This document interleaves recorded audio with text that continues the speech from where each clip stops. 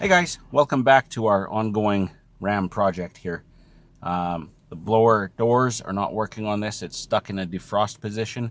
So now that we have the heater blower working, let's try and get around to where we can aim it. This control here does absolutely nothing. When I hit the recirc, it actually does work. So some things are working, but not everything. And to get to the actuators, they are down way down there, so we have to pull the dash out, and I believe we have to pull the console out. So let's get started. All right, so I've taken the liberty of removing the tray out that's just down here and the little rubber tray that's here. There are two torque screws up here. They're a T20. I have a security bit here, but you don't need that. It's just what I had. And we're gonna pop those out. One, two. Now down in here are two Phillips screws. These were incredibly tight. I had to use pretty much all my body weight on the end of the screwdriver to pull them out. So hopefully yours behave a little better. That's really more to do with removing the console than removing the dash bezel, but anyway, we gotta get these out. Come on. There we go. Okay. Now, we have to remove this chrome bezel here. Carefully go under it. Pop it up all the way around.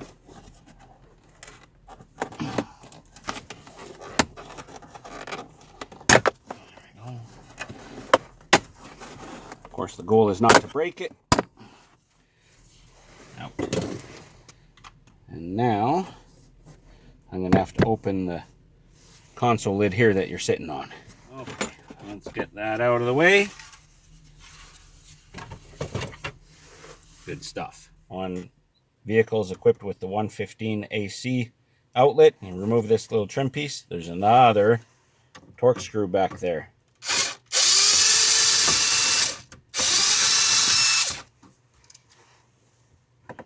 Not all of them will have that. So, there we go. Now, I'm going behind here, disconnect some harnesses. I'll get you in here. Okay, so we're going to disconnect the plug, the harness, from the 110 AC. Come on, baby. There we go. That one was pulled pretty tight. And we can also pull off the switch over here. Okay. And this one. And this one.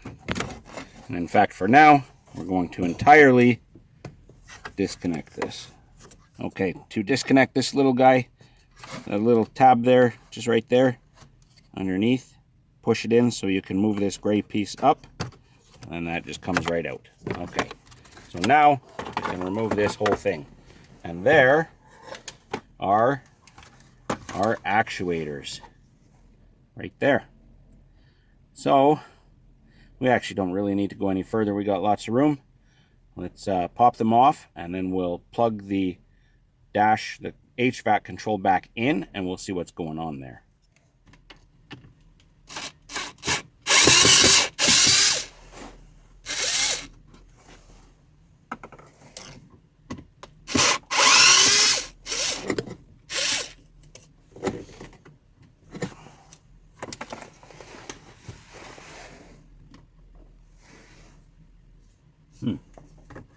It looks okay.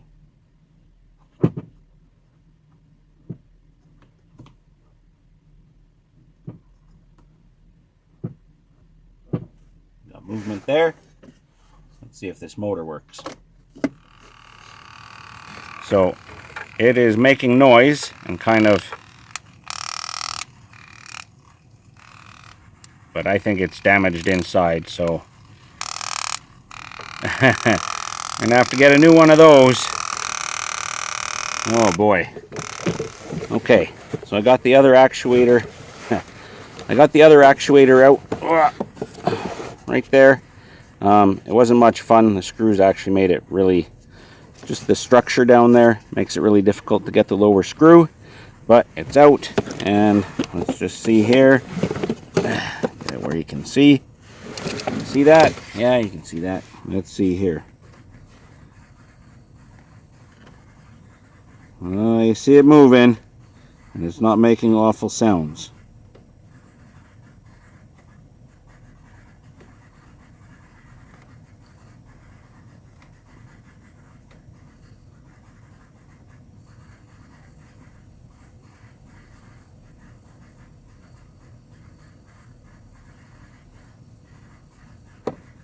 Okay, so I think we only need the upper actuator, which is good news. So I need to reinstall the lower actuator, but I need to first make sure it's in the right position. So this being kind of all the way down, I need to make sure that this is, if I imagine it's bolted in, it has to be rotated all the way down before I put it in. So let's get that there. I'm not sure what position makes it go there, but we're going to make it go there. So key on, and there goes the other one. Okay, that's rotating.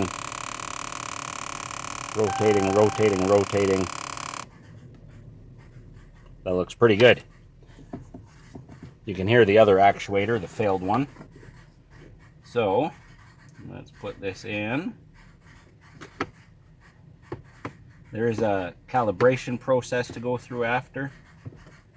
There we are. Put that not there, but there. I'm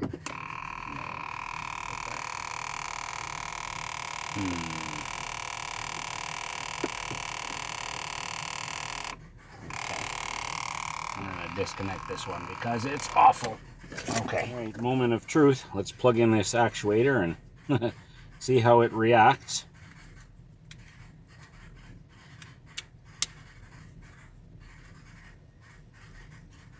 Well, it's moving and it's quiet. I'll take it. So I'm told that the best way to do this calibration process is with the engine running, so that's what we're going to do. And what we do, we put the fan on low, and we're going to hold the recirc button for 10 seconds.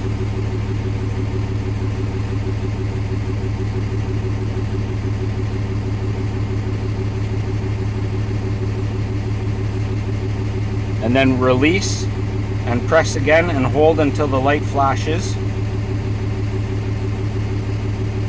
Okay, now it's going through its calibration process. So well, there's not much to see, honestly. I hope it's working. Takes about 20 seconds, I guess, while the light's flashing.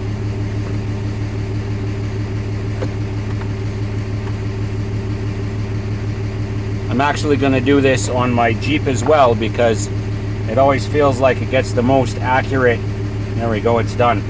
The most accurate positions in between positions. So now that that's done,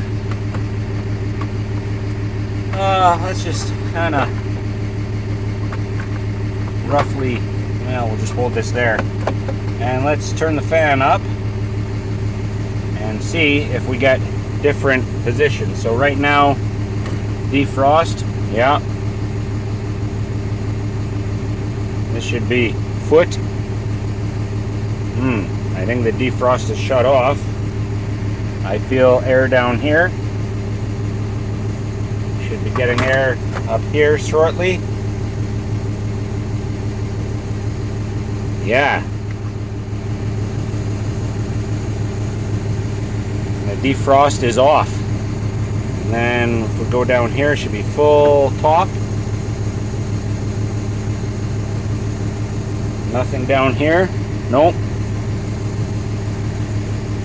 Nothing from the defrost. I think we've done it. Got to put this whole dash back together, and yeah, we're back in business. That's awesome. Okay, so dash panel is back in, and from here it's really just the reverse of the disassembly. So just try and remember where everything went, and you know, go from there. I don't know. It feels really good to have this now working.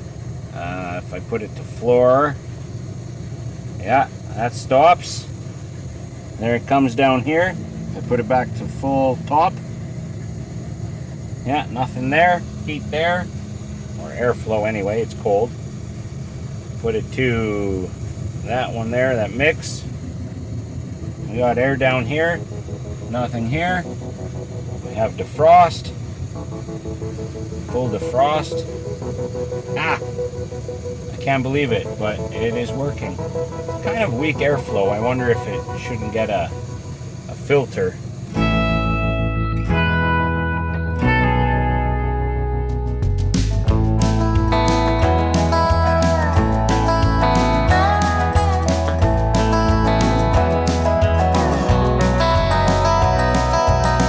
I'm going back to the place I ran from. Palm trees, broken roads, desert dust bowl sun.